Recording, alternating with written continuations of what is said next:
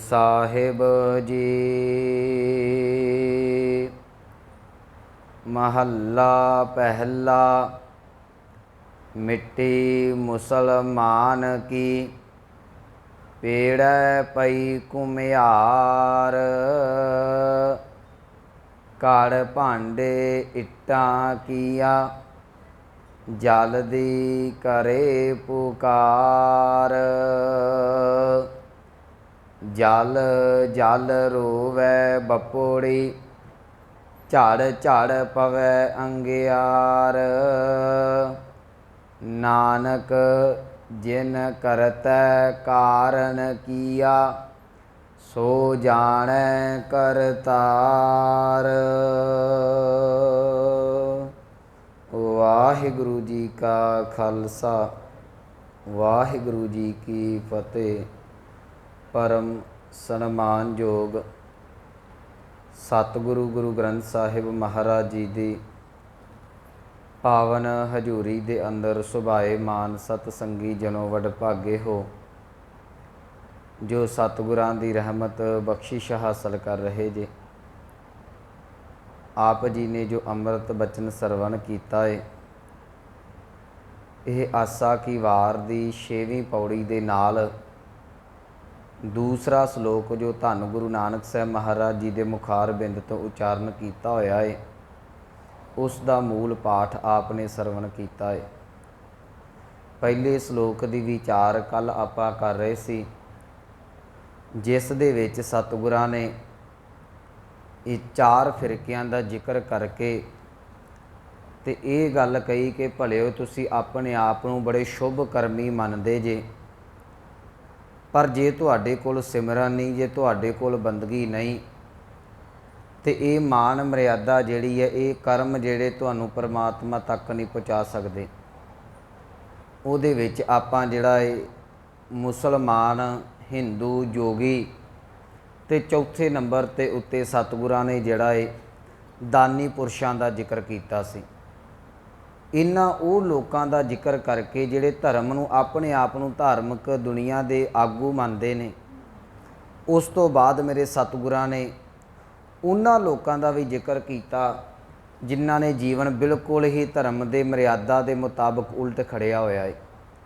जिहड़े लोग संसार दे विच हमेशा ही गलत पासे नूं चलदे ने, उत्थे सतगुरां ने बख्शिश कीती, कहण लगे चोरां जारां तै कूड़ियारां खाराबां बेकार। कहंदे पातशाह जे तेरी बनाई हुई सृष्टि च लोग धर्मी ने ना, ते दूसरे पासे चोर भी ने, जार भी ने, कूड़े लोग, खराबियां करन वाले विकारी भी इस धरती ते तू बनाए हुए ने। इन्ने सारियां दा जिक्र करके सतगुरु जी अगे बख्शिश करते हैं, क्योंकि इत्थों तक आपां डिटेल दे नाल वाचिया सी। अगले केवल तो केवल अखरी अर्थ किए सन, वो पंक्तियां नूं ध्यान दे नाल आपां वाच लीए। सतगुरु कहणगे एक होंदा खाए चलै ऐ थाऊ तिन्ना पेकाई कार। एक दे कक्के नूं सिहारी है, इहदा अर्थ करांगे बहुवचन। कई लोग होंदा इहदा अर्थ करांगे जो तू दिता होया है, जिहड़ी वस्तु इन्हां दे कोल है, भाव सुवासां दी पूंजी। खाए इत्थे इहनूं वरत जांदे ने। हुण एक धर्मी मनुख भी सुआसां की पूंजी नूं वरतदा ते एक अधर्मी मनुख भी सुआसां की पूंजी नूं वरतदा है। एक पुन्नी भी इस नूं हंडाउंदा ते एक पापी भी हंडाउंदा है। एक होंदा खाए चलै ऐ थाऊ, कहंदे इत्थों जदों तुरदे ने सुआसां की पूंजी नूं सारे दे सारे भोग के चले जांदे ने। पर पातशाह जीओ जिहड़े तुसीं झूठे कूड़े लोग पैदा कीते ने, उन्हां दी सुआसां की पूंजी भोगना इदां है। तिन्ना पे काई कार, ये कोई बहुते चंगे कर्म नहीं उन्हां कीते। तिन्ना पे उन्हां दी काई कार, किहड़ी कार उन्होंने कर दी। कुछ लोग तो वो सन जिन्होंने धर्म की दुनिया दे विच नाम खटिया, कोई मान मर्यादा रखी। कुछ लोग वो सन जिन्होंने हमेशा ही विकार भोगे, हमेशा ही संसार तो उल्ट चले। सतगुरु कह लगे वो इत्थों सुआसां दी पूंजी नूं हंडा के एक होंदा खाए चलै ऐ थाऊ, इत्थों तुर पे जो कुछ उन्होंने मिलिया होया सी उन्होंने हंडा के तुर गए। तिन्ना पेकाई कार, कहंदे ये कोई बहुती चंगी गल नहीं। ये की उन्होंने जिंदगी दे विच खटिया, ते पर सतगुरु अगे सिद्धांत दसदे ने, कह लगे जल थल जियां पुरियां लोआं ਆਕਾਰਾਂ ਆਕਾਰ।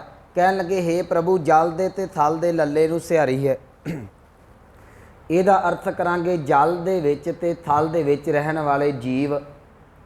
ਪੁਰੀਆਂ ਜਿਹੜੀਆਂ 14 ਪੁਰੀਆਂ ਗਿਣੀਆਂ ਜਾਂਦੀਆਂ ਨੇ, ਲੋ ਜਿਹੜੇ 3 ਲੋ ਗਿਣੇ ਜਾਂਦੇ ਨੇ, ਆਕਾਰਾਂ ਆਕਾਰ ਜਿੰਨੇ ਵੀ ਆਕਾਰਾਂ ਦੇ ਵਿੱਚ ਬਣੀ ਹੋਈ ਸ੍ਰਿਸ਼ਟੀ ਹੈ, ਇਹਨਾਂ ਸਾਰਿਆਂ ਦੇ ਵਿੱਚ ਸਤਿਗੁਰੂ ਕਹਿਣ ਲੱਗੇ ਓਏ ਜੇ ਆਖੈਂ, ਕਹਿੰਦੇ हे प्रभु जी ਭਾਵੇਂ ਉਹ ਜਲਾਂ 'ਚ ਰਹਿੰਦੇ ਨੇ, ਭਾਵੇਂ ਉਹ ਥਲਾਂ 'ਚ ਰਹਿੰਦੇ ਨੇ, ਭਾਵੇਂ ਉਹ ਜੀਵ ਪੁਰੀਆਂ ਦੇ ਵਿੱਚ ਲੋਕਾਂ ਦੇ ਵਿੱਚ ਰਹਿੰਦੇ ਨੇ, ਤੇ ਭਾਵੇਂ ਕਿਸੇ ਵੀ ਆਕਾਰ ਦੇ ਵਿੱਚ ਨੇ, ਉਹ ਜੋ ਕੁਝ ਵੀ ਆਖਦੇ ਨੇ, ਓਏ ਜੇ ਆਖੈਂ, ਉਹ ਜਿਹੜਾ ਵੀ ਮਨੁੱਖ ਆਪਣੇ ਅੰਦਰ ਦੀ ਵੇਦਨਾ ਤੇਰੇ ਅੱਗੇ ਰੱਖਦਾ ਏ, ਸੋ ਤੂੰ ਹੈ ਜਾਣੈ, ਕਹਿੰਦੇ हे प्रभु ਤੂੰ ਉਹਦੇ ਅੰਦਰ ਦੀ ਵੇਦਨਾ ਜਾਣਦਾ ਏ। ਇਹਦਾ ਭਾਵ ਜੇ ਇੱਕ ਪਾਪੀ ਵੀ ਰੱਬ ਨੂੰ ਆਪਣੀ ਗੱਲ ਫਰਿਆਦ ਦੱਸਦਾ ਹੈ ਤੇ ਰੱਬ ਪਾਪੀ ਨੂੰ ਵੀ ਜਾਣਦਾ ਹੈ। ਜੇ ਇੱਕ ਪੁੰਨੀ ਵੀ ਰੱਬ ਦੇ ਅੱਗੇ ਖਲੋਤਾ ਹੈ ਤੇ ਰੱਬ ਪੁੰਨੀ ਨੂੰ ਵੀ ਜਾਣਦਾ ਹੈ। ਗੱਲ ਆਪਾਂ ਅੱਗੇ ਇੱਥੇ ਲੈ ਕੇ ਆਉਣੀ ਕਿ ਸੱਚ ਨਾਮ ਆਧਾਰ।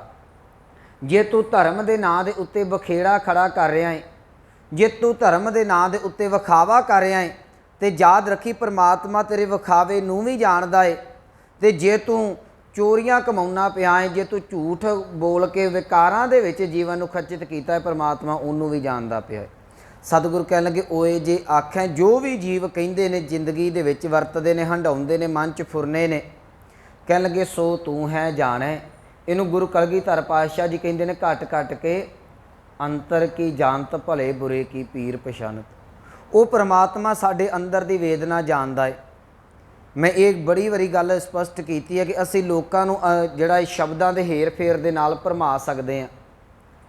ਦੁਨਿਆਵੀ ਤੌਰ ਤੇ ਕਿਸੇ ਨਾ ਕਿਸੇ ਦੀ ਅੱਖ ਦੇ ਵਿੱਚ ਘੱਟਾ ਪਾਇਆ ਜਾ ਸਕਦਾ ਹੈ, ਪਰ ਉਹ ਪਰਮਾਤਮਾ ਜਿਹੜਾ ਤੇਰੇ ਅੰਦਰ ਦੀ ਵੇਦਨਾ, ਤੇਰੇ ਫੁਰਨਿਆਂ ਤੱਕ ਜਾਣਦਾ, ਖਿਆਲਾਂ ਨੂੰ ਜਾਣਦਾ ਹੈ, ਯਾਦ ਰੱਖੀ ਉਹਨੂੰ ਤੂੰ ਵੱਲ ਛਲ ਨਹੀਂ ਕਰ ਸਕਦਾ। ਕਹਿਣ ਲੱਗੇ ਓਏ ਜੇ ਆਖੈਂ ਸੋ ਤੂੰ ਹੈ ਜਾਣੈ, ਕਹਿੰਦੇ ਕੱਲਾ ਤੂੰ ਜਾਣਦਾ ਨਹੀਂ, ਤਿੰਨਾਂ ਪੇ ਉਹਨਾਂ ਨੂੰ ਤੇਰੀ ਸਾਰ। ਸਾਰ ਦਾ ਅਰਥ ਕਰਾਂਗੇ ਆਸਰਾ। ਕਹਿੰਦੇ ਜਿੰਨੇ ਵੀ ਜੀਵ ਨੇ, ਭਾਵੇਂ ਚੰਗੇ ਨੇ ਭਾਵੇਂ ਮਾੜੇ ਨੇ, ਸਾਰਿਆਂ ਨੂੰ ਤੇਰਾ ਹੀ ਆਸਰਾ ਹੈ। ਅਸੀਂ ਦੇਖਦੇ ਹਾਂ ਮਨੁੱਖ ਭਾਵੇਂ ਤੇ ਖੁਸ਼ੀਆਂ ਮਨਾਉਂਦਾ ਹੈ ਤੇ ਭਾਵੇਂ ਗਮੀ ਦੇ ਵਿੱਚ ਜਿਉਂਦਾ ਹੈ, ਕਿਤੇ ਨਾ ਕਿਤੇ ਉਹ ਹਮੇਸ਼ਾ ਹੀ ਰੱਬ ਦੇ ਆਸਰੇ ਦੀ ਜ਼ਿੰਦਗੀ ਬਤੀਤ ਕਰ ਰਿਹਾ। ਹਾਂ, ਇਹ ਗੱਲ ਵੱਖਰੀ ਹੈ ਕਿ ਖੁਸ਼ੀ ਵੇਲੇ ਸਾਨੂੰ ਜਿਹੜੀ ਹੈ ਉਹ ਪਰਮਾਤਮਾ ਦੀ ਯਾਦ ਭੁੱਲ ਜਾਂਦੀ ਹੈ। ਜਦੋਂ ਦੁੱਖ ਆਉਂਦਾ ਹੈ ਉਹ ਖੁਸ਼ੀ ਉਸੇ ਵੇਲੇ ਜਦੋਂ ਦੁੱਖ 'ਚ ਤਬਦੀਲ ਹੁੰਦੀ ਹੈ। ਜਿਹੜਾ ਮਨੁੱਖ ਹੁਣੇ ਨਾਚ ਗਾਣਾ ਸੁਣਦਾ ਸੀ ਉਸੇ ਵੇਲੇ ਰੱਬ ਨੂੰ ਜਪਣਾ ਸ਼ੁਰੂ ਕਰ ਦਿੰਦਾ ਹੈ। ਮੈਂ ਇੱਥੇ ਇੱਕ ਉਦਾਹਰਨ ਦੇ ਦੇਣਾ। ਇੱਕ ਮੰਨ ਲਓ ਬੱਸ ਜਾ ਰਹੀ ਹੈ। ਆਮ ਜਦੋਂ ਅਸੀਂ ਪਿੰਡਾਂ 'ਚੋਂ ਬੱਸ ਦੇ ਵਿੱਚ ਸਫ਼ਰ ਕਰਦੇ ਹਾਂ ਤੇ ਬੱਸਾਂ ਦੇ ਵਿੱਚ ਗਾਣੇ ਲੱਗੇ ਹੁੰਦੇ ਨੇ। ਸਵਾਰੀਆਂ ਜਿਹੜੀਆਂ ਨੇ ਉਹ ਬੜੇ ਆਰਾਮ ਦੇ ਨਾਲ ਗਾਣੇ ਸੁਣਦੀਆਂ ਪਈਆਂ ਨੇ, ਸਾਰੇ ਸੁਣਦੇ ਆ ਰਹੇ ਨੇ, ਕੋਈ ਨਾਲ ਬੋਲ ਰਿਹਾ, ਕੋਈ ਝੂਮ ਰਿਹਾ, ਗਾਣੇ ਦੇ ਵਿੱਚ ਸਫ਼ਰ ਤੈਅ ਕੀਤਾ ਜਾ ਰਿਹਾ। ਇੱਕਦਮ ਜੇ ਬੱਸ ਦੇ ਵਿੱਚ ਕੋਈ ਦੁਰਘਟਨਾ ਵਾਪਰ ਜਾਵੇ, ਇੱਕਦਮ ਬੱਸ ਕਿਸੇ ਦੇ ਵਿੱਚ ਵੱਜ ਜਾਵੇ, ਕੋਈ ਐਕਸੀਡੈਂਟ, ਕੋਈ ਇਹੋ ਜਿਹੀ ਮਾੜੀ ਜਿਹੀ ਗੱਲ ਹੋ ਜੇ, ਸਾਰੇ ਦਾ ਸਾਰਾ ਨਾਚ ਗਾਣਾ ਬੰਦ ਹੋ ਜਾਂਦਾ ਹੈ। ਸਾਰੇ ਦਾ ਸਾਰਾ ਕੁਝ ਲੋਕ ਭੁੱਲ ਕੇ ਉਸੇ ਵੇਲੇ ਹੀ ਰੱਬ ਰੱਬ ਕਰਨਾ ਸ਼ੁਰੂ ਕਰ ਦਿੰਦੇ ਨੇ। ਹਾਲਾਂਕਿ ਜਿਹੜੀ ਟੇਪ ਉਹ ਚੱਲ ਰਹੀ ਹੈ, ਜਿਹੜਾ ਸਾਊਂਡ ਪਲੇ ਹੋਇਆ ਨਾ ਉਹਦੇ ਵਿੱਚ ਬੱਸ ਦੇ ਵਿੱਚ ਉਹ ਵੱਜ ਰਿਹਾ ਹੈ, ਪਰ ਜਿਹੜੇ ਮੂੰਹ ਗਾਣੇ ਦੇ ਬੋਲ ਦੁਹਰਾ ਰਹੇ ਸਨ, ਜਿਹੜੇ ਕੰਨ ਜਿਹੜੇ ਗਾਣੇ ਸੁਣ ਰਹੇ ਸਨ, ਜਦੋਂ ਉਹ ਬੱਸ ਕਿਸੇ ਦੇ ਵਿੱਚ ਵੱਜੀ, ਜਦੋਂ ਕੋਈ ਦੁੱਖ ਦੀ ਘੜੀ ਆਈ, ਆਉਂਦਿਆਂ ਸਾਰ ਹੀ ਮਨੁੱਖ ਨੂੰ ਰੱਬ ਚੇਤਾ ਆ ਗਿਆ। ਮੇਰੇ ਕਹਿਣ ਦਾ ਭਾਵ ਤੁਸੀਂ ਜਿੰਨਾ ਮਰਜ਼ੀ ਸੁੱਖ ਹੰਢਾ ਲਓ, ਜਦੋਂ ਵੀ ਕੋਈ ਮਾੜਾ ਜਿਹਾ ਝਟਕਾ ਲੱਗਦਾ ਬੰਦਾ ਉਸੇ ਵੇਲੇ ਰੱਬ ਵਾਲੇ ਪਾਸੇ ਨੂੰ ਭੱਜਦਾ ਹੈ। ਕਿਉਂ? ਕਿਉਂਕਿ ਇੱਥੇ ਗੁਰੂ ਨਾਨਕ ਸਾਹਿਬ ਮਹਾਰਾਜ ਜੀ ਕਹਿ ਲਗੇ ਤਿੰਨਾਂ ਪੇ ਤੇਰੀ ਸਾਰ। हे प्रभु ਜੇ ਕੋਈ ਚੰਗਾ ਹੈ, ਜੇ ਕੋਈ ਮੰਦਾ ਹੈ, ਉਹਨੂੰ ਸਾਰਿਆਂ ਨੂੰ ਤੇਰਾ ਹੀ ਆਸਰਾ ਹੈ। ਤੇ ਮੈਂ ਜਿਸ ਦਿਨ, ਕਿਉਂਕਿ ਇਹ ਜਿਹੜੇ ਸ਼ਲੋਕ ਹੈ ਨਾ ਇਹ ਸ਼ਰ੍ਹਾ ਤੋਂ ਆਰੰਭ ਹੋਇਆ ਸੀ, ਮਰਿਆਦਾ ਤੋਂ ਹੈ ਨਾ। ਜਿਹੜੇ ਲੋਕ ਮਰਿਆਦਾ ਰੱਖਦੇ ਨੇ ਕਹਿੰਦੇ ਨੇ ਰੱਬ ਸਾਡਾ ਹੈ, ਪਰ ਯਾਦ ਰੱਖਿਓ ਜਿਹੜਾ ਕਦੀ ਗੁਰੂ ਘਰ ਨਹੀਂ ਆਇਆ, ਜਿਹਨੇ ਕਦੀ ਨਾਮ ਨਹੀਂ ਜਪਿਆ, ਬਾਣੀ ਨਹੀਂ ਪੜ੍ਹੀ, ਜੇ ਉਹ ਵੀ ਰੱਬ ਦੇ ਅੱਗੇ ਫਰਿਆਦ ਕਰਦਾ ਨੇ, ਰੱਬ ਉਹਦੀ ਵੀ ਫਰਿਆਦ ਜ਼ਰੂਰ ਸੁਣਦਾ ਹੈ। ਇਹ ਕਦੀ ਅਸੀਂ ਮਨ 'ਚ ਭੁਲੇਖਾ ਨਾ ਰੱਖੀਏ, ਕਿਉਂਕਿ ਉੱਤੇ 4 ਉਹਨਾਂ ਫਿਰਕਿਆਂ ਦਾ ਜ਼ਿਕਰ ਕੀਤਾ ਜਿਹੜੇ ਧਰਮ ਦੇ ਬੜੇ ਆਗੂ ਨੇ, ਜਿਨ੍ਹਾਂ ਨੇ ਧਰਮ ਨੂੰ ਪੂਰਾ ਐ ਪਰਪੱਕ ਆਪਣੇ ਵਿੱਚ ਹੰਢਾਇਆ, ਪੂਰੀ ਮਾਨ ਮਰਿਆਦਾ ਦੇ ਨਾਲ ਜੀ ਰਹੇ ਨੇ। ਚੰਗੀ ਗੱਲ ਹੈ ਮਾਨ ਮਰਿਆਦਾ ਦੇ ਵਿੱਚ, ਪਰ ਇੱਕ ਗੱਲ ਭਲਿਆ ਤੂੰ ਯਾਦ ਰੱਖੀ, ਜੇ ਇੱਕ ਮਾਨ ਮਰਿਆਦਾ ਵਾਲਾ, ਇੱਕ ਉੱਚੇ ਸੁੱਚੇ ਜੀਵਨ ਵਾਲਾ ਰੱਬ ਦੇ ਚਰਨਾਂ 'ਚ ਫਰਿਆਦ ਕਰਦਾ ਹੈ, ਰੱਬ ਉਹਦੀ ਸੁਣਦਾ ਹੈ। ਤੇ ਰੱਬ ਜਿਹੜਾ ਹੈ ਉਹ ਗੰਦੀ ਨਾਲੀ ਦੇ ਕੀੜਿਆਂ ਤੱਕ ਦੀ ਵੀ ਫਰਿਆਦ ਸੁਣਦਾ ਹੈ। ਇੱਥੋਂ ਤੱਕ ਮੈਂ ਕਹਿ ਦੇਵਾਂ ਉਹਨੇ ਜੋ ਕੁਛ ਵੀ ਪੈਦਾ ਕੀਤਾ ਹੋਇਆ ਹੈ ਨਾ, ਇਹ ਫਲਸਫਾ ਗੁਰੂ ਨਾਨਕ ਦੇ ਘਰ ਦੇ ਸਿਧਾਂਤ ਦਾ। ਗੁਰੂ ਉਹਨੂੰ ਪਰਮਾਤਮਾ ਉਹਨੂੰ ਵੀ ਜਾਣਦਾ ਪਿਆ ਹੈ। ਕਹਿਣ ਲੱਗੇ ਜੀਆਂ ਜਲ ਥਲ ਜੀਆਂ ਪੂਰੀਆਂ ਲੋਆਂ ਆ ਘਰ ਆ ਕਰ, ਇਹਦੇ ਕੀ ਅਰਥ ਕਰੋਗੇ? ਇਨਸਾਨ ਤੇ ਇਕੱਲੇ, ਹੁਣ ਅਸੀਂ ਤੇ ਇਕੱਲੇ ਧਰਤੀ ਤੇ, ਆਪਾਂ ਤੇ ਇਕੱਲੇ ਥਲ ਤੇ ਰਹਿ ਰਹੇ ਨਾ।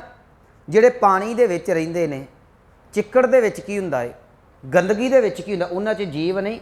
ਸਤਿਗੁਰੂ ਕਹਿੰਦੇ ਜਿੱਥੇ ਵੀ ਤੂੰ ਪੈਦਾ ਕੀਤਾ ਹੋਇਆ ਕਿਸੇ ਨੂੰ, ਓਏ ਜੇ ਆਖੈਂ ਉਹ ਜੋ ਵੀ ਤੇਰੇ ਅੱਗੇ ਫਰਿਆਦ ਰੱਖਦੇ ਨੇ, ਸੋ ਤੂੰ ਹੈ ਜਾਣੇ।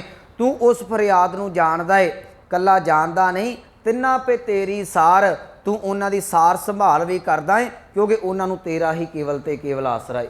ਮਨੁੱਖ ਨੂੰ ਪਰਮਾਤਮਾ ਦਾ ਹੀ ਆਸਰਾ ਏ। ਅੱਗੇ ਸਤਿਗੁਰੂ ਕਹਿ ਲਗੇ ਨਾਨਕ ਭਗਤਾਂ ਭੁੱਖ ਸਾਲਾਹਨ, ਕਹਿੰਦੇ ਜਿਹੜੇ ਤੇਰੇ ਬੰਦਗੀ ਕਰਨ ਵਾਲੇ ਨੇ। ਦੇਖੋ ਭੁੱਖ ਹਰੇਕ ਦੇ ਅੰਦਰ ਪੈਦਾ ਹੁੰਦੀ ਹੈ। ਕਿਸੇ ਨੂੰ ਪੇਟ ਦੀ ਭੁੱਖ ਪੈਦਾ ਹੁੰਦੀ ਹੈ, ਇਹ ਸਾਨੂੰ ਸਾਰਿਆਂ ਨੂੰ ਲੱਗਦੀ ਹੈ। 4 ਪ੍ਰਸ਼ਾਦਿਆਂ ਦੇ ਨਾਲ ਪੇਟ ਦੀ ਅੱਗ ਜਿਹੜੀ ਬੁਝਾ ਲਈ ਜਾਂਦੀ ਹੈ। ਕਿਸੇ ਨੂੰ ਤ੍ਰਿਸ਼ਨਾ ਦੀ ਭੁੱਖ ਪੈਦਾ ਹੁੰਦੀ ਹੈ। ਤ੍ਰਿਸ਼ਨਾ ਅਧੀਨ ਮਨੁੱਖ ਸਾਰੀ ਉਮਰ ਕੱਢ ਦਿੰਦਾ, ਇਹ ਭੁੱਖ ਨਹੀਂ ਮੁਰਦੀ। ਕਿਸੇ ਨੂੰ ਵਿਕਾਰਾਂ ਦੀ ਭੁੱਖ ਲੱਗਦੀ ਹੈ, ਕਿਸੇ ਨੂੰ ਕੁਰਸੀ ਦੀ ਭੁੱਖ ਲੱਗਦੀ ਹੈ, ਕਿਸੇ ਨੂੰ ਸੱਤਾ ਦੀ ਭੁੱਖ ਲੱਗਦੀ ਹੈ, ਕਿਸੇ ਨੂੰ ਪ੍ਰਭਤਾ ਦੀ ਭੁੱਖ ਲੱਗਦੀ ਹੈ। ਜਿਹੜਾ ਪਰਮਾਤਮਾ ਦਾ ਨਾਮ ਜਪਦਾ ਹੈ, ਸਤਿਗੁਰੂ ਕਹਿਣਗੇ ਉਹਨੂੰ ਪਰਮਾਤਮਾ ਦੇ ਨਾਮ ਦੀ ਭੁੱਖ ਵੀ ਲੱਗਦੀ ਹੈ। ਨਾਨਕ ਭਗਤਾਂ ਭੁੱਖ ਸਾਲਾਹਨ, ਕਹਿੰਦੇ ਤੇਰੇ ਪਿਆਰਿਆਂ ਨੂੰ, ਬੰਦਗੀ ਕਰਨ ਵਾਲਿਆਂ ਨੂੰ ਨਾਮ ਦੀ ਭੁੱਖ ਲੱਗਦੀ ਹੈ। ਸੱਚ ਨਾਮ ਆਧਾਰ, ਕਹਿੰਦੇ ਜਿਹੜੇ ਤੇਰੇ ਨਾਮ ਜਪਦੇ ਨੇ, ਫਿਰ ਜਿਨ੍ਹਾਂ ਦੇ ਅੰਦਰ ਭੁੱਖ ਪੈਦਾ ਹੋਈ ਨਾ, ਹੁਣ ਉਸ ਭੁੱਖ ਨੂੰ ਮਿਟਾਉਣ ਵਾਸਤੇ ਆਸਰਾ ਚਾਹੀਦਾ ਹੈ ਨਾ। ਮੰਨ ਲਓ ਕਿਸੇ ਨੂੰ ਪੇਟ ਦੀ ਭੁੱਖ ਲੱਗੀ, ਉਹਦਾ ਆਧਾਰ ਕੀ ਹੈ? 4 ਰੋਟੀਆਂ ਨੇ, ਕੋਈ ਸੁੱਕੀਆਂ ਖਾ ਲੇ, ਕੋਈ ਮਿੱਸੀਆਂ ਖਾ ਲੇ, ਉਹ ਰੋਟੀ ਦੇ ਨਾਲ ਉਹਦੀ ਪੇਟ ਦੀ ਪੂਰਤੀ ਹੈ।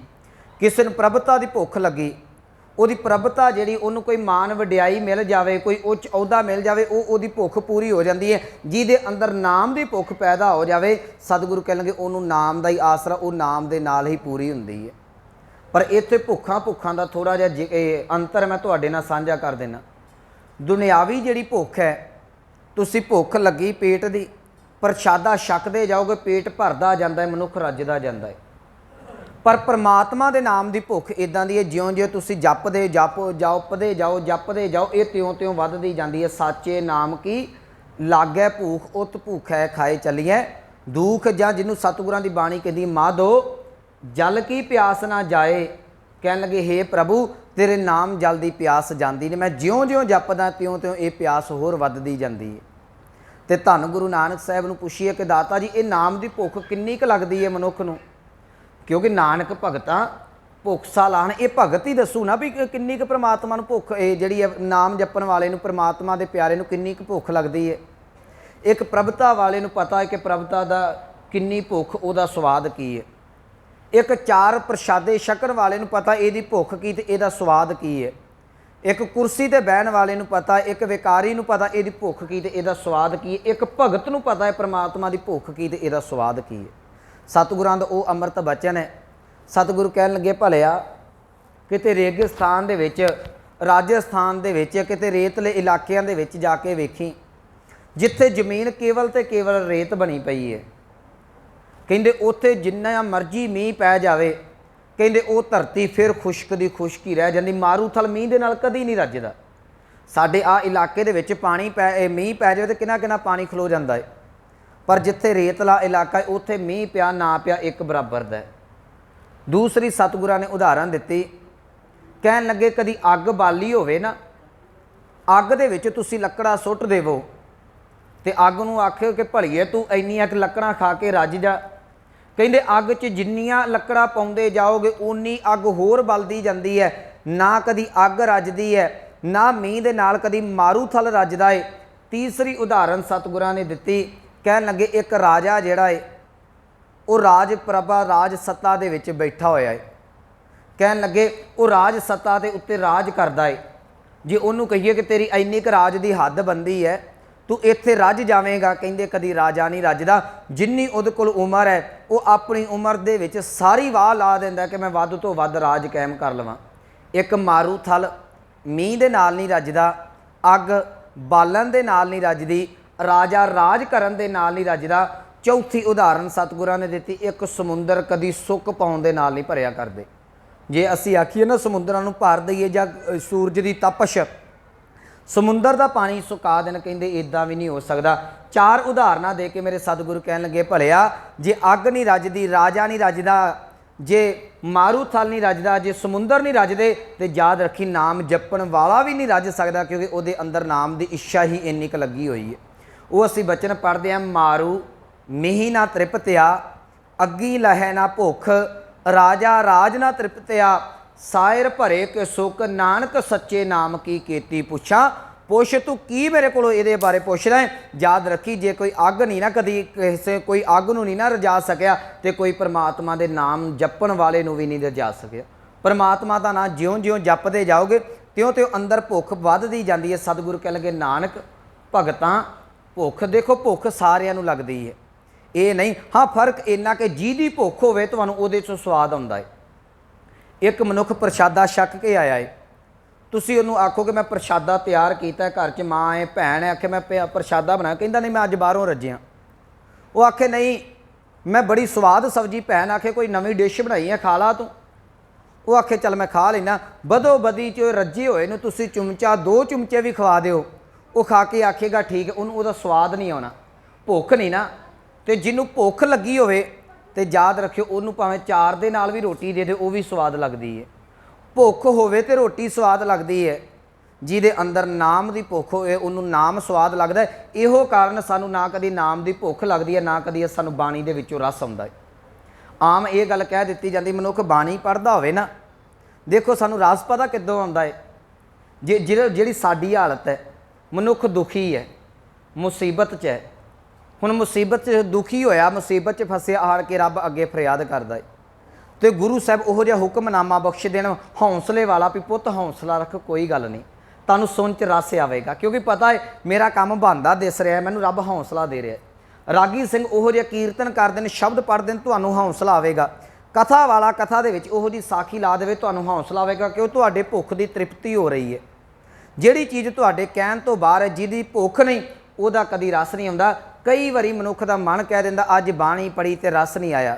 याद रखियो इहदा भाव ये नहीं बस बाणी का रस मुक्या है, कदी प्रशादे का रस मुक्या, कदी फलों चों रस मुक्या, कदी पकवान का रस घटिया नहीं, मूँह का स्वाद ना होवे तो इहदा भाव ये नहीं तेरे प्रशादे चों रस मुक्या है। जिस दिन अंदरों तेरे नाम की भुख ना लगी तैनूं रस नहीं आउणा। जिन्हों नाम की भुख लग जाती वो नाम नूं फिर भुख नूं उह रसां नूं मानदा है। इत्थे सतगुरु कह लगे नानक भगतां भुख सालाहन, कहते उन्होंने इक्को भुख है तेरी सिफतो सलौता करते रहन, वो फिर जपते रहते हैं जी।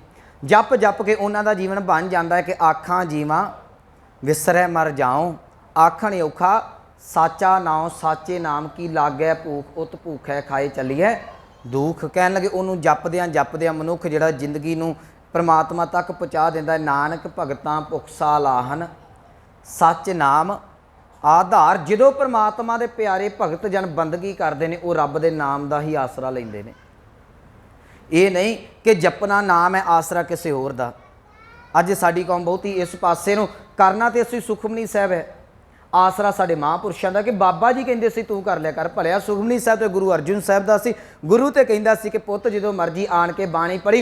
रोज़ गुरु अमरदास जी तैनूं आवाज़ मारते सन कि आवो सिख सतगुरु के प्यारे हो गावो सच्ची बाणी। तू आसरा गुरु का लैके बाणी पढ़दा तो जिन्नी मर्जी रज के बाणी पढ़ी जांदा।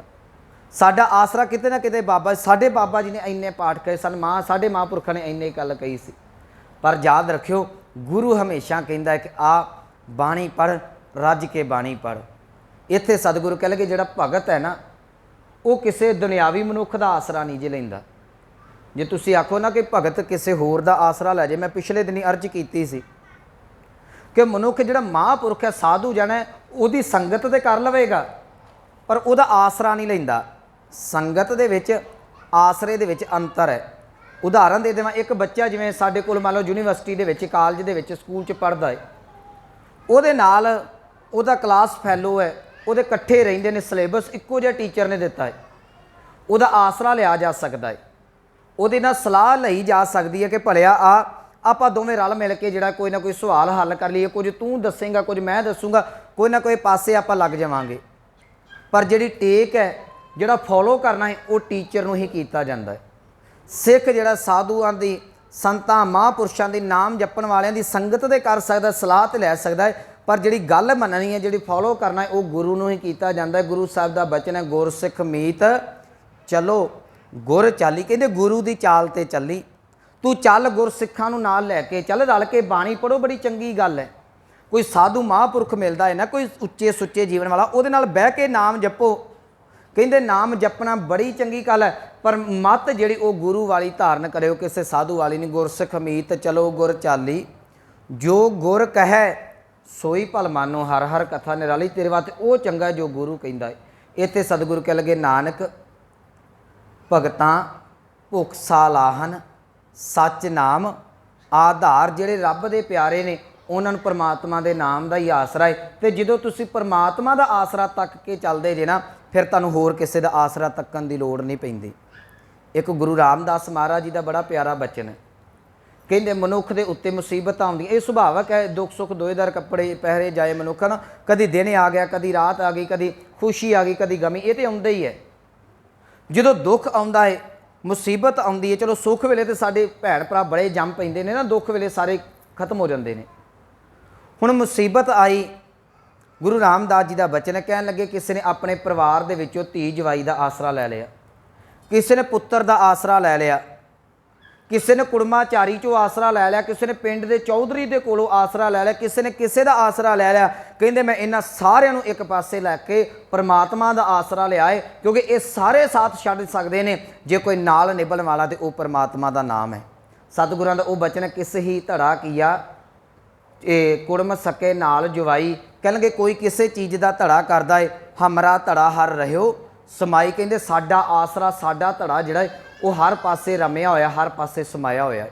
ਸੋ ਇੱਥੇ ਸਤਿਗੁਰੂ ਜੀ ਬਖਸ਼ਿਸ਼ ਕਰਦੇ ਨੇ, ਸੱਚ ਨਾਮ ਆਧਾਰ। ਮੇਰੇ ਕਹਿਣ ਦਾ ਭਾਵ ਗੁਰਮੁਖੋ, ਜਿਹੜਾ ਰੱਬ ਦਾ ਆਸਰਾ ਲੈਂਦਾ ਨੇ, ਉਹਨੂੰ ਫਿਰ ਹੋਰ ਕਿਸੇ ਦੇ ਆਸਰੇ ਦੀ ਲੋੜ ਨਹੀਂ ਪੈਂਦੀ। ਅਸੀਂ ਨਿੱਕੇ ਨਿੱਕੇ ਆਸਰੇ ਲੈਂਦੇ ਹਾਂ।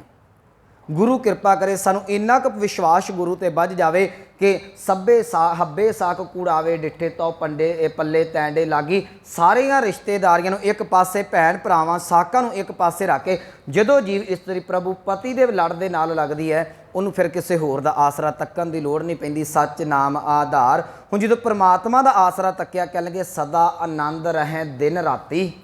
ਸਾਡੇ ਦੁਖੀ ਹੋਣ ਦਾ ਕਾਰਨ ਬਹੁਤਾ ਕੀ ਹੈ? ਅਸੀਂ ਲੋਕਾਂ ਤੋਂ ਆਸਰਾ ਭਾਲਦੇ ਹਾਂ। ਮੈਨੂੰ ਮਾਂ ਦਾ ਆਸਰਾ ਹੈ, ਮੈਨੂੰ ਬਾਪ ਦਾ ਆਸਰਾ ਹੈ, ਭੈਣ ਭਰਾ ਦਾ ਆਸਰਾ ਹੈ, ਪਤੀ ਪਤਨੀ ਦਾ ਆਸਰਾ ਹੈ, ਦੋਸਤ ਮਿੱਤਰਾਂ ਦਾ ਆਸਰਾ ਹੈ। ਬਹੁਤਾ ਸਾਨੂੰ ਮਾਇਆ ਦਾ ਆਸਰਾ ਹੈ। ਮਾਇਆ ਆਈ, ਬੜੇ ਖੁਸ਼ ਆ, ਸਮੇਂ ਨੇ ਪਲਟੀ ਮਾਰੀ, ਮਾਇਆ ਚਲੀ ਗਈ, ਬੰਦਾ ਦੁਖੀ ਹੋ ਗਿਆ। ਭੈਣ ਭਰਾਵਾਂ ਦਾ ਆਸਰਾ ਸੀ, ਇਹ ਵੀ ਮਾਇਆ ਦੇ ਨਾਲ ਹੀ ਸਾਥ ਛੱਡ ਕੇ ਦੁਖੀ ਹੋ ਗਿਆ। ਹੁਣ ਜਿਹਨੂੰ ਆਸਰਾ ਹੀ ਪਰਮਾਤਮਾ ਦੇ ਨਾਮ ਦਾ ਹੈ, ਤੇ ਨਾ ਕਦੇ ਪਰਮਾਤਮਾ ਨੇ ਕਿਤੇ ਜਾਣਾ ਹੈ, ਤੇ ਨਾ ਭਲਿਆ ਤੂੰ ਉਹਦੀ ਸ਼ਰਨ ਦੇ ਵਿੱਚੋਂ ਜਾਣਾ ਹੈ। ਸਤਿਗੁਰੂ ਕਹਿ ਲਗੇ ਸਦਾ ਆਨੰਦ ਰਹੇ ਦਿਨ ਰਾਤੀ। ਉਹ ਫਿਰ ਸਦਾ ਹੀ ਆਨੰਦ ਦੇ ਵਿੱਚ ਰਹਿੰਦਾ, ਉਹ ਸਦਾ ਹੀ ਚੜ੍ਹਦੀ ਕਲਾ ਦੇ ਵਿੱਚ ਰਹਿੰਦਾ। ਉਹਨੂੰ ਪਤਾ ਮੈਨੂੰ ਕਿਸੇ ਚੀਜ਼ ਦੀ ਕਮੀ ਕੋਈ ਨਹੀਂ। ਇੱਕ ਰਾਜਾ, ਉਹਦੇ ਕੋਲ ਕਿੰਨੀ ਧਨ ਦੌਲਤ ਹੈ। ਇੱਕ ਉਹਦਾ ਪੁੱਤਰ ਹੈ ਰਾਜਕੁਮਾਰ, ਰਾਜੇ ਦਾ ਪੁੱਤਰ ਨੂੰ ਰਾਜਕੁਮਾਰ ਕਹਿੰਦੇ ਨਾ ਆਪਾਂ। ਹੁਣ ਇੱਕ ਰਾਜਕੁਮਾਰ ਜੇ ਤੇ ਬਾਹਰੀ ਸਿਪਾਹੀਆਂ ਦਾ ਆਸਰਾ ਲਵੇ, ਵਜ਼ੀਰਾਂ ਦਾ ਆਸਰਾ ਲਵੇ, ਤੇ ਇਹ ਆਸਰੇ ਕਿਤੇ ਨਾ ਕਿਤੇ ਭੱਜ ਸਕਦੇ ਨੇ। ਪਰ ਜਿਹਨੂੰ ਇਹ ਗੱਲ ਦਾ ਅਹਿਸਾਸ ਹੈ, ਇਸ ਗੱਲ ਦਾ ਮਾਣ ਹੈ ਕਿ ਮੇਰਾ ਬਾਪ ਰਾਜਾ ਹੈ, ਉਹਨੂੰ ਕਾਹਦੀ ਚਿੰਤਾ ਜੀ? ਕਦੀ ਰਾਜਕੁਮਾਰ ਨੂੰ ਕਿਸੇ ਚੀਜ਼ ਦੀ, ਕਿਸੇ ਧਨ ਦੌਲਤ ਦੀ, ਕਿਸੇ ਹਮਲੇ ਦੀ, ਕਿਸੇ ਮੀਂਹ ਹਨੇਰੀ, ਕਿਸੇ ਚੀਜ਼ ਦੀ ਵੀ ਚਿੰਤਾ ਹੈ? ਕੋਈ ਚਿੰਤਾ ਨਹੀਂ। ਪਤਾ ਮੇਰਾ ਬਾਪ ਰਾਜਾ ਹੈ, ਉਹਨੇ ਪ੍ਰਜਾ ਦੇ ਕੋਲੋਂ, ਉਹਨੇ ਸਿਪਾਹੀਆਂ ਕੋਲੋਂ ਆਪਣੇ ਆਪ ਹੀ ਕੰਮ ਕਰਾ ਲੈਣਾ ਹੈ। ਜਿਸ ਦਿਨ ਸਿੱਖ ਨੂੰ ਇਹ ਅਹਿਸਾਸ ਹੋ ਗਿਆ ਮੈਂ ਰਾਜਕੁਮਾਰ ਗੁਰੂ ਨਾਨਕ ਦਾ ਹਾਂ, ਮੇਰਾ ਪਾਤਸ਼ਾਹ ਸਰਬ ਕਲਾ ਸਮਰੱਥ ਹੈ, ਉਹ ਸਾਰੇ ਆਸਰੇ ਛੱਡ ਦੇਵੇਗਾ। ਸਤਿਗੁਰੂ ਕਹਿ ਲਗੇ ਸਦਾ ਆਨੰਦ ਰਹੇ ਦਿਨ ਰਾਤੀ। ਹਮੇਸ਼ਾ ਹੀ ਉਹ ਦਿਨ ਰਾਤ ਆਨੰਦ ਦੇ ਵਿੱਚ ਰਹਿੰਦਾ। ਗੁਣਵੰਤਿਆਂ ਪਾਸ਼ਾਰ, ਸ਼ਾਰ ਕਹਿੰਦੇ ਨੇ ਚਰਨ ਧੂੜੀ ਨੂੰ। ਕਹਿਣ ਲੱਗੇ ਉਹ ਫਿਰ ਜਿਹੜੇ ਰੱਬ ਦੇ ਪਿਆਰੇ ਗੁਣੀ ਜਨ ਨੇ ਨਾ, ਜਿਹੜੇ ਨਾਮ ਜਪਣ ਵਾਲੇ ਅਭਿਆਸੀ ਨੇ, ਉਹਨਾਂ ਦੇ ਚਰਨਾਂ ਦੀ ਧੂੜੀ ਬਣ ਕੇ ਰਹਿੰਦੇ ਨੇ। ਕੌਣ? ਰੱਬ ਦੇ ਪਿਆਰੇ ਭਗਤ ਜਨ। ਕਿਉਂਕਿ ਯਾਦ ਰੱਖਿਓ, ਸਾਡੇ ਚਰਨਾਂ ਦੀ ਧੂੜੀ ਜਾਂ ਕਿਸੇ ਦੇ ਚਰਨਾਂ ਦੀ ਖਾਕ, ਇਹ ਸਾਨੂੰ ਪ੍ਰਭਾਵਿਤ ਕਰਦੀ ਹੈ। ਹੌਲੀ ਹੌਲੀ ਆਉਣ ਵਾਲੇ ਸਮੇਂ 'ਚ ਮਨੋਵਿਗਿਆਨ ਇਹ ਚੀਜ਼ਾਂ ਮੰਨ ਰਹੀ ਹੈ, ਸਾਡੀ ਬਾਡੀ ਵੀ ਇੱਕ ਦੂਜੇ ਨੂੰ ਪ੍ਰਭਾਵਿਤ ਕਰਦੀ ਹੈ। ਸਾਡੀ ਸੰਗਤ ਚੰਗੇ ਮਨੁੱਖਾਂ ਦੀ ਹੋਵੇਗੀ, ਉਹਦੀ ਬਾਡੀ 'ਚੋਂ ਨਿਕਲਦੀ ਹੋਈ ਵਾਈਬਰੇਟ ਕਿਰਨਾਂ ਜਿਹੜੀਆਂ ਨੇ, ਉਹ ਸਾਨੂੰ ਚੰਗੀ ਪੋਜ਼ਿਟਿਵ ਹੀ ਦੇਣਗੀਆਂ। ਜੇ ਮਾੜੇ ਮਨੁੱਖ ਦੀ ਸੰਗਤ ਕਰਾਂਗੇ, ਉਹਦੀ ਬਾਡੀ 'ਚੋਂ ਮਾੜੀਆਂ ਕਿਰਨਾਂ ਨਿਕਲਦੀਆਂ ਨੇ। ਇੱਕ ਪਾਪੀ ਦੇ ਪੈਰਾਂ ਦੀ ਖਾਕ कई बारी मनुख नूं पापी बना देंदी है। साधु के चरणों की खाक जिहड़ी है मनुख का जीवन पलट के रख देंदी है। सतगुरु कह लगे गुणवंतियां पाशार जिहड़े रब दे प्यारे ने वो फिर गुणां वालियां दे नाम जपण वालियां दे चरनां दी धूड़ी बन के रहिंदे ने। ये पहले श्लोक दे विच सतगुरां ने समझाया। पहले श्लोक का भाव यह है कि भलिया तू मान मर्यादा नूं बहुत पहल देना है। याद रखी मान मर्यादा तो उत्ते वो रब दे प्यारे ने जिहड़े परमात्मा दा नाम जपदे ने। हुण अगला श्लोक है महला पहला मिट्टी मुसलमान की पेड़ै पई कुम्हार। कुम्हार नहीं घग्गे नाल नहीं कक्के नाल। इनू थोड़ा जिहा श्लोक नूं समझ लईए। इस्लाम ईसाईयत ये जदों मनुख चढ़ाई कर जाता है ना ये शरीर नूं दबण दे विच जिहड़ा है वो विश्वास रखते हैं वो शरीर नूं दबिया जाता है। इस्लाम का ये विश्वास है ये यकीन है कि क्यामत वाले दिन जिहड़े ने वो साडे रूहां दा हिसाब किताब होवेगा ते सानू जिहड़ा साडे फरिश्ते आड़ के कबरां दे विच उठा के जिन्हां ने चंगे कर्म कीते ने उन्हां नूं बहिश्त, जिन्हां ने माड़े कर्म कीते ने उन्हां नूं दोजख दे विच पा दिता जावेगा। ये मुसलमान धर्म का फलसफा है। हुण ये मुसलमानां दे नाल हिंदुस्तान की धरती ते ज़्यादा ने वो हिंदू मत है। हिंदू मत की करती है कि इस शरीर नूं दाह संस्कार करदी, इनू अगन भेंट किया जाता है। जिस वेले अगन भेंट किया जाता तो मुसलमानां दी मनावत यह है कि जदों शरीर नूं साड़ दिता जाता वो नरकां दे विच जांदा, वो दोजख दी अग दे विच जांदा है। तो मेरे सतगुरां ने इत्थे दलील जिहड़ी सी बा कमाल दित्ती। ਇਹਦੀ अखीरली पंक्ति तो आप जी विचार सांझी करांगे। नानक जिन करत है कारण किया। कारण का अर्थ है माया रची जिन्हें संसार बनाया। सतगुरु कहते जिस परमात्मा ने सृष्टि नूं साजिया है ना सो जान है करतार। याद रखी किहड़ा नरकां च जांदा है किहड़ा स्वर्ग च जांदा है ये परमात्मा जानदा है। ये बारे तू कदी फैसला नहीं कर सकदा। पर असी की कीता जांदा जदों मनुख चढ़ाई करदा है ਉਹਦੇ बाबत कोई तो कुछ तरीकों के नाल शरीर नूं समेटिया जाता है। इन्हां दे बारे गुरमत का फलसफा कुछ होर है। मैं पहला बाकी तुहाडे नाल सिद्धांत सांझे कर देवां। कुछ लोग जिहड़े ने शरीर नूं वो संस्कार कर दिते जाते हैं। सब तो वधिया वैसे तरीका इहो ही है इनू अगन भेंट कर दिता जाए। अज तो कुछ समा पहला चल जाओ जां इस्लाम ईसाईयत अजे भी कबरां बना के उन्होंने दबिया जा रहा है। आने वाले समय क्योंकि कबरां थां थां ते पुट्टणियां बड़ियां औखियां ये फॉरन कंट्रियां च लग पे ने जी साड़न, वो साड़ना पवेगा उन्होंने। कबरां किन्नियां क खरीदी जान। सो दो तरीके ये साडे कोल ने। तीसरा तरीका है कई बार जिहड़े शरीर ने वो जंगलों के विच इधर उधर पए पए रह जाते हैं। इनू गल नूं समझना तो औखा हो जाएगा। अज साडे बच्चे डौंकियां ला के विदेशों च जाते हैं। कई बेचारे राह दे विच ही शरीर छड्ड जाते हैं। उन्होंने कौन सामभदा, उन्होंने कौन अरदास करता है, उत्थे किहड़ा मगर पाठ हुंदा है। उत्थे फिर जंगली जानवर आउंदे ने नोच नाच के खा पी जाते हैं। तीन तरीके हो गए। चौथा तरीका जिहड़ा है ये पारसी लोग जिहड़े ने वो की करते सन। एक खूह नूं तैयार करना, उन्हां खूह पुट्टिया हुंदा सी, उहदे उत्ते किसी तरीके दे नाल डैड बॉडी नूं लमका देना, बन देना, पाइप जी वगैरह लाई हुंदी सी ते ਉਹਦੇ ਉੱਤੇ बॉडी ਜਿਹੜੀ ਪਈ ਰਹਿੰਦੀ। ਹੁਣ ਇੱਲਾਂ ਆਉਂਦੀਆਂ ਨੇ, ਗਿਰਜਾਂ ਆਉਂਦੀਆਂ ਨੇ, ਪੰਛੀ ਆਉਂਦੇ ਨੇ, ਉਹ ਮਾਸ ਨੋਚ ਨੋਚ ਕੇ ਖਾ ਜਾਂਦੇ ਨੇ। ਮਰੇ ਹੋਏ ਦਾ ਮਾਸ ਖਾਧਾ ਜਾਂਦਾ ਹੈ। ਜਿਸ ਵੇਲੇ ਢਾਂਚਾ ਰਹਿ ਜਾਂਦਾ ਹੈ ਉਹ ਢਾਂਚਾ ਜਿਹੜਾ ਉਹ ਖੂਹ ਦੇ ਵਿੱਚ ਡਿੱਗ ਪੈਂਦਾ ਸੀ। ਜਿਹੜਾ ਪੰਜਵਾਂ ਨੰਬਰ ਹੈ ਕੁਝ ਲੋਕ ਜਿਹੜੇ ਸਨ ਸਰੀਰ ਨੂੰ ਜਲ ਪ੍ਰਵਾਹ ਕਰ ਦਿੱਤਾ ਜਾਂਦਾ ਸੀ, ਵਗਦੇ ਪਾਣੀ ਦੇ ਵਿੱਚ ਰੋੜ ਦਿੱਤਾ ਜਾਂਦਾ ਸੀ। ਪਰ ਹੁਣ ਦਰਿਆਵਾਂ 'ਚ ਪਾਣੀ ਵੀ ਬਹੁਤਾ ਨਹੀਂ ਰਹਿ ਗਿਆ। ਜੇ ਲਾਸ਼ ਰੋੜ ਕੇ ਕਿਉਂਕਿ ਥਾਂ ਥਾਂ 'ਤੇ ਵਸ ਹੋ ਗਈ, ਬਦਬੂ ਆਉਂਦੀ ਹੈ। पारसी लोग भी बहुते नहीं रह गए तो जंगलों वाला ये भी सिस्टम खत्म। हुण दो चीज़ां रह गई, एक साड़िया जाता है, एक नप्पिया जाता है। शरीर का केवल तो केवल मृतक का फलसफा ये गुरमत इत्थे गुरमत ये गल कहिंदी है कि शरीर नूं सांभना किवें है, मरे होए नूं इहदे बारे तू इनू संस्कार कर दे, जल प्रवाह कर दे, जो मर्जी कर दे, ये तेरे हत्थ दे विच। शरीर नूं लैके मृतक शरीर नूं ये कदी वहम दे विच नहीं जाना कि ये मरे शरीर नूं जे दबांगे तो की होवेगा तो जे इनू संस्कार करांगे तो की होवेगा। सतगुरु कहिंदे नहीं। जे तू गल रूह की करदा उत्थे मेरे सतगुरां दा बचन कह लगे एक दज्जै है, इहदा अर्थ दज्जना दा अर्थ साड़ना। एक दज्जै एक दब्बी है, एक ना कुत्ते खाहें जिन्हां नूं जिहड़े लवारस पए रहिंदे ने, एक दज्जै एक दब्बी है, एक ना कुत्ते खाहें, एक पानी विच जिन्हां रुड़िया जांदा है, एक पानी विच उह सट्टीए, एक पी फिर हसन, हसन कहिंदे ने खूह नूं, एक पी फिर हसन पाहे नानक एव ना जापई। ये नहीं गल कही जा सकती कि कित्थे जाए समाहे अंदर दी आत्मा उठ के कित्थे चली गई। सो गुरमत ये गल कहिंदी है तू अपने शरीर नूं जिथे भी तेरा दिल करदा है बहुत चंगा है तू इहदा संस्कार कर दे, बड़ी चंगी गल है, संस्कार कर दे, भावें इनू तू जल प्रवाह कर दे। देखो कुदरत ने नियम बनाया, ये सानू मोह तोड़न वास्ते है। जे तुसी शरीर नूं ना सांभोगे तो फिर परमात्मा साਂਭ दिंदा है। कुछ घंटियां बाद 2-3 दिनों बाद फिर बॉडी चों कीड़े पैदा होंदे ने, वो कीड़े बॉडी नूं नोच नोच के खा जाते हैं, बाद कीड़े भी मर जाते हैं। जे असी ना सांभांगे बॉडी नूं परमात्मा सांभ देवेगा। एक गल याद रखियो, मसला केवल तो केवल ये है कि डैड बॉडी नूं सांभना किवें, इस तो बिना होर कोई नहीं। हुण मुसलमान इत्थे की कहिंदे सन, मैं सलोक दे वल आवां क्योंकि समा मेरा हो चलिया। मुसलमान वीर ये गल कहिंदे ने कि जिहड़े अग दे विच पैंदे ने ना, वो अग जदों जिहड़े दोजक च जांदे ने, नरकां च जांदे ने सड़न वाले, तो मेरे गुरु नानक साहब ने दलील बाकमाल दी। देखो गुरु नानक साहब ने जदों भी गल की ना, ये नहीं कहा कि तुसीं गलत करते पे जे तुसीं किसी को आखोगे ना गलत करते हो, आखेगा तू ज़्यादा सियाणा आ गया। अज भी इदां ही ना, असीं किसी को समझाइए वो अगला 4 गल्लां वध करदा है। सतगुरां ने उत्थे दलील की, कह लगे भलिया तू ये गल कहना है कि एक हिंदू या एक आम इंसान शरीर नूं साड़दा है, वो नरकां च जांदा है, दोजक च जांदा है। कह लगे जिहड़े तेरी लाशां दी जिहड़ी डैड बॉडी दी कबरां दी मिट्टी है उन्होंने घुमियार लभदा है। हुण इत्थे एक गल समझो, जो डैड बॉडी दब्बी जाती है ना, समा पा के उहदी मिज जिहड़ी है, सारा उहदा खून मिज उहदे मिट्टी दे विच रल के वो मिट्टी चीकनी बन जाती है। तो चीकनी मिट्टी के भांडे बड़े वधिया बनते हैं, कई बार लिशकते हैं ना, वो बड़े सोहणे। हुण जिहड़े पुराने समय घुमियार हुंदे सन, वो उन्हां भांडिਆਂ ਨੂੰ ਲੱਭਦੇ सन तां जो उन्हां दी ਇੱਟਾਂ बनाईयां जाण, उन्हां दे भांडे बनाए जाण। सतगुरु कह लगे तू मुर्दे नूं नप्पिया, कई साल मुर्दा थल्ले नप्पिया रहा, कबर दे विच नप्पिया रहा, ਉਹਦੀ ਜਿਹੜਾ शरीर सी गल के मिट्टी दे विच रल मिल गया, वो मिट्टी चीकनी बन गई। घुमियार ने जिहड़ी सी वो मिट्टी चुक के अपने घर लैंदी, उहनूं पानी पा के मिट्टी नूं गुन्निया, गुन के चक दे उत्ते पेड़ा बना के चक ते रखिया, चक नूं घुमा के उहदे भांडे जिहड़े सी बनाउणे शुरू कर दिते।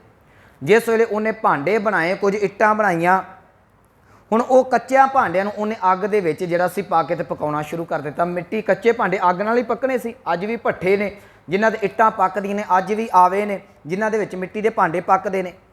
हुण जिस वेले उन्हां दे उत्ते मिली पाई गई, कोला पाया गया, उहनूं पकाया गया, तो कभी भी ध्यान ना वेखो, जो मिट्टी नूं अग लगदी है ना, उतों छूं छूं की आवाज़ आउंदी है। तो सतगुरु कहण लगे उहदे विचों छूं छूं की सड़दियां की आवाज़ पई आ रही है। वो आवाज़ ये गल कहिंदी पई है, भलिया तू मैनू ये गल कहना सा जे सड़ेगा दोजक दे विच जाना है। तो गुरु नानक साहब मुसलमान नूं कहिंदे पए, वेख आ तेरे वड्डे वडेरे हुण किद्दां घुमियार दी बनाए होए भांडिਆਂ दे विच रौला पए पाउंदे ने। कहण लगे सतगुरु कहंदे ये गल नहीं बननी, जे सड़न दे नाल बंदा दोजक च जांदा है तो तुहाडीआं भी कबरां दीआं जिहड़ियां मिट्टियां ने वो जिस वेले घुमियार दे वस पैंदियां ने वो भी सड़दियां ने। इत्थे सतगुरां ने ये श्लोक दर्ज कीता, मिट्टी मुसलमान की। मुसलमान की दी मिट्टी का अर्थ करांगे मुसलमान दी कबर दी मिट्टी, क्योंकि मुसलमान का शरीर तो काम नहीं आना किसी के, वो कबर की जिहड़ी मिट्टी है, मिट्टी मुसलमान की। पेड़ा है, पेड़े नहीं पेड़ा है, जिवें बीबियां पेड़ा बनाउंदियां ना आटे का, उहदा पेड़ा बनाया जाता, उन्होंने गुन के आटे नूं। पेड़ा है भाई घुमियार, कक्के दे नाल है, घग्गे दे नाल नहीं। कहण लगे उस घुमियार दे पेड़े पै गई, भाव घुमियार ने उन्होंने गुन के पेड़ा बना लिया। कड़ भांडे इट्टां कीआं, कहते उस पेड़े नूं जिहड़ा सी उन्हें घड़ के बड़ी सोहनी रंगत दे के कुछ भांडे बना ले, कुछ दियां छोटियां मोटियां इट्टां बना लियां। हुण इट्टां बना के जिस वेले आवे दे विच सुट्टिया गया, छूं छूं की आवाज़ आई, कहण लगे जल्दी करे पुकार। जल्दी का अर्थ है सड़दी होई। हुण जो वो मिट्टी सड़ रही है, पक रहा है भांडा, कहते उहदे विचों जिहड़ी है वो छूं छूं की आवाज़ आ रही है, जल जल रोवै बपुड़ी। कहते वो सड़ सड़ के मिट्टी रोंदी कुरलाउंदी पई है, झाड़ चढ़ पवे अंगियार। ते जिहड़ी मिली सी, जिहड़े कोले सन उहदे नाल अग दे नाल सड़ सड़ के उहदे विच पै रहे ने। याद रखी जे दोजक की गल करदा है, सड़न दे नाल हिंदू दोजक दे विच जांदा है, ते जे तेरे कबर दी मिट्टी जा रही है, इस हिसाब नाल दोजक तू भी जावेगा। फिर मन च आवेगा महाराज फिर साडा की होवेगा। सतगुरु कह लगे गल ये नहीं सी, नानक जिन करता है कारण किया। कहते गल तो भलिया ये है, जिस परमात्मा ने सृष्टि बनाई हुई है ना, जिन्हें मनुख नूं साजिया होया, माया बनाई हुई है, सो जाना है करतार। किहड़ा नरकां दे विच जांदा है, किहड़ा स्वर्गां दे विच जांदा है, कौन रब दे विच अभेद हुंदा है, कौन रब तो दूर हुंदा है, कौन पुन्नी है तो कौन पापी है, इहदा फैसला केवल तो केवल परमात्मा करदा है। इहदा फैसला तेरियां कबरां जां तेरे धर्म की मर्यादा नहीं कर सकदी। ये दो श्लोक सन ਜਿਨ੍ਹਾਂ ਦਾ ਸਮੁੱਚਾ ਤੱਤ ਭਾਵ ਇਹੋ ਹੀ ਹੈ। ਕਿਉਂਕਿ ਉੱਤੇ ਗੱਲ ਅਮਰਿਆਦਾ ਦੀ ਪਰਸੋਂ ਆਪਾਂ ਆਰੰਭ ਕੀਤੀ ਸੀ, 2 ਦਿਨ ਲੱਗੇ ਇਸ ਸ਼ਲੋਕ ਨੂੰ। ਜਿਹੜੇ ਲੋਕ ਮਰਿਆਦਾ ਰੱਖ ਕੇ ਇਸ ਗੱਲ ਦਾ ਰੌਲਾ ਪਾਉਂਦੇ ਨੇ ਸਾਡੀ ਮਰਿਆਦਾ ਹੈ, ਯਾਦ ਰੱਖਿਓ ਮੇਰੇ ਸਤਿਗੁਰੂ ਕਹਿੰਦੇ ਨਹੀਂ, ਮਰਿਆਦਾ ਨਹੀਂ, ਇਹ ਰੱਬ ਦੇ ਘਰ ਦੇ ਵਿੱਚ ਫੈਸਲੇ ਹੋਣੇ ਨੇ। ਮੈਂ ਬੜੀ ਵਾਰੀ ਅਰਜ਼ ਕੀਤੀ ਹੈ, ਜੇ ਕੋਈ ਜੁੜਿਆ ਹੈ ਰੱਬ ਦੇ ਨਾਲ ਉਹ ਮੁਬਾਰਕ ਹੈ, ਜੇ ਕੋਈ ਟੁੱਟਾ ਹੋਇਆ ਹੈ ਰੱਬ ਦੇ ਨਾਲੋਂ ਤੇ ਤੁਹਾਡੇ ਕੋਲ ਕੋਈ ਹੱਕ ਨਹੀਂ ਉਹਨੂੰ ਕਹਿੰਦਾ ਕਿ ਭਾਈ ਤੂੰ ਨਰਕਾਂ ਜਾਏਗਾ, ਕਿਉਂਕਿ ਸਾਡੇ ਕੋਲ ਲਾਇਸੈਂਸ ਨਹੀਂ ਹੈਗਾ।